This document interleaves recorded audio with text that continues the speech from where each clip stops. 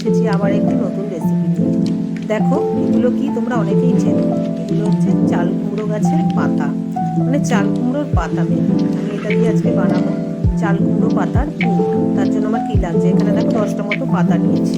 এই পাতাটা আমি বাড়ির থেকে নিয়ে এসেছিলাম, প্রায় 10 দিন পার হয়ে গেছে। সেই একাদশীর দিন আমি বাড়ির থেকে এসেছি। এই পাতাটা এতদিন ফ্রিজেই ছিল।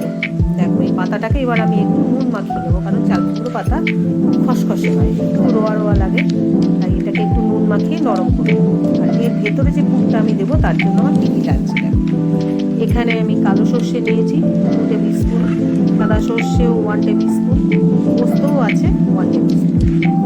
আর তার সাথে আমি নিয়েছি ছোট নারকেলের হাফ মালার একটু কম নারকেল টুকরো করে রেখেছি, 3টে কাঁচা লঙ্কা দিয়েছি, 7-8 কোয়া রসুন আছে, আর অল্প একটু আদা। এগুলো সব একসাথে আমি একটা পেস্ট তৈরি করে নিয়ে তারপর তোমাদেরকে দেখাচ্ছি। দেখো পাতাগুলো নুন মাখানোর পরে আমি ভালো করে চিপে জলটা ফেলে দিয়েছি, তাহলে পাতাগুলো একদম নরম হয়ে গেছে। এবার দেখো পাতাগুলোকে আমি সাজিয়ে নিয়েছি, আমার 6খানা হয়েছে, সাজিয়ে নিয়েছি। আর মশলাটা পেস্ট করে তৈরি করে নিয়েছি।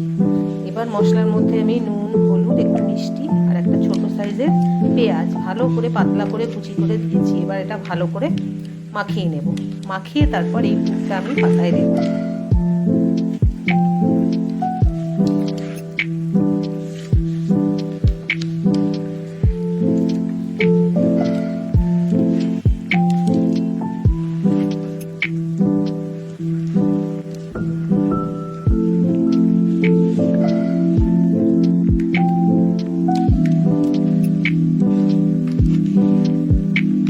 তেলটা কিন্তু ভালো পরিমাণেই দিতে হবে, যাতে ভেতর থেকে একটা সুন্দর ঝাঁঝালো গন্ধ আসে, যেমন আমরা ভেটকি পাতুরি টাতুরি বানাই সেই রকম।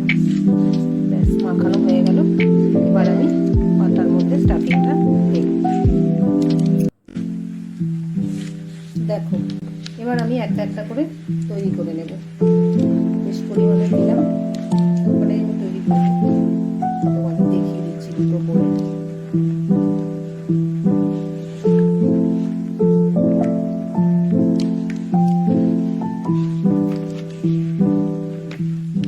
পাতাটাকে এরকম 2 হাত দিয়ে আমাকে ফোল্ড করতে হবে, ভালো করে ফোল্ড করে সব দিক থেকে পাতাটাকে এরকম মুড়ে দেবো, যাতে একটু বেরিয়ে নেওয়া যায়। তারপরেও একটা কাজ আছে, সেটা আমি তোমাদের সাথে শেয়ার করছি। এই একটা হলো, আমি 1.5খানা করে পাতা ইউজ করেছি।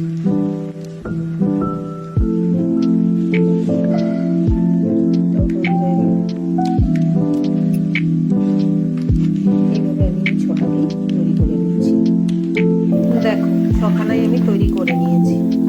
এবার আমার কি করতে হবে, এবার দেখো এখানে আমার চালের গুঁড়ো আছে 2 স্পুন, বেসন আছে 1 স্পুন, একটু হলুদ, একটু লঙ্কার গুঁড়ো, একটু নুন।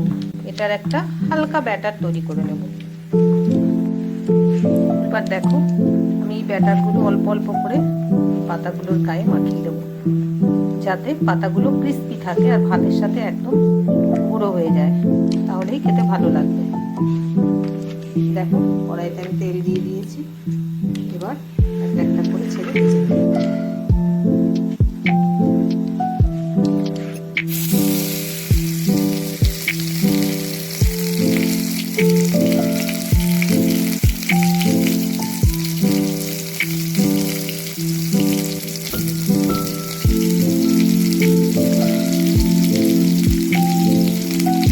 এটা দেওয়ার আরেকটাও কারণ, তোমার মুখটা খুলে বেরিয়ে যাবে না।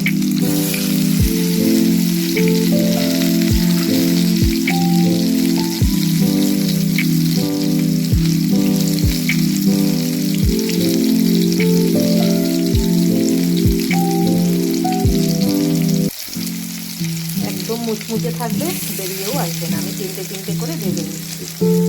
দেখো আমি উল্টে দিয়েছি, হালকা করে আঁচ দিয়ে আমাকে ভাজতে হবে। আমি ইন্ডাকশানে যেহেতু করি বেশিরভাগ, আমি একদমই কমিয়ে দিয়েছি, দিয়ে এটা আস্তে আস্তে ভেজে নিতে হবে, যাতে ভেতরের মশলাটা স্টিমে খুব সুন্দর সেদ্ধ হয়ে যায় এবং পাতার ফ্লেভারটা তার মধ্যে একদম ভালোভাবে ঢুকে যায়। একবার একটু বানিয়ে খেয়ে দেখো, আর যে জানো সে তো খুব ভালোই খাও, আর যে জানো না সে একবার বানিয়ে দেখো। দেখো আমার চাল কুমড়োর পাতা পুর একদম রেডি। খাওয়ার আগে শুধু একটু গরম করে নিতে হবে। সবগুলোই আমার তৈরি হয়ে গেছে। একবার বানিয়ে খেয়ে দেখো, খুবই অপূর্ব লাগবে খেতে। টাটা।